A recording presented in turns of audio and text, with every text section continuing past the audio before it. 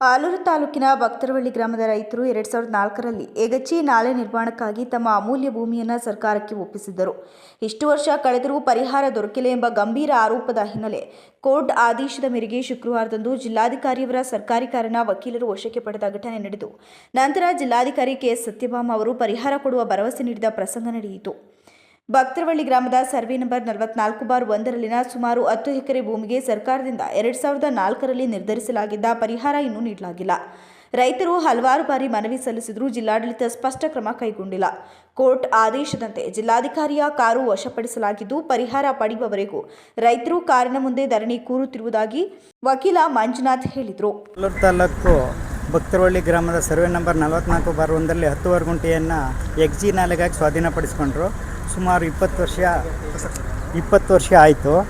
2011ರಲ್ಲಿ case ಆಗ್ತು ಹೆಚ್ಚಿನ ಪರಿಹಾರಕ್ಕಾಗಿ. 1 ಗುಂಟೆಗೆ 40,000 ರೂಪಾಯಿ ಆದೇಶ ಆಗಿದೆ.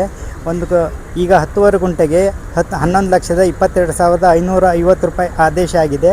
ಕೋರ್ಟ್ ಆರ್ಡ್ರು ಕೂಡ ಆಗಿದೆ ಜಪ್ತಿಗಾಗಿ. ಇದುವರೆಗೆ ಕಟ್ಟಲಿಲ್ಲ. ನಾವು 1 ತಿಂಗಳಿಂದ ಕಾಲಾವಕಾಶ ಕೊಟ್ಟು ಆದರೂ ಕಟ್ಟಲಿಲ್ಲ.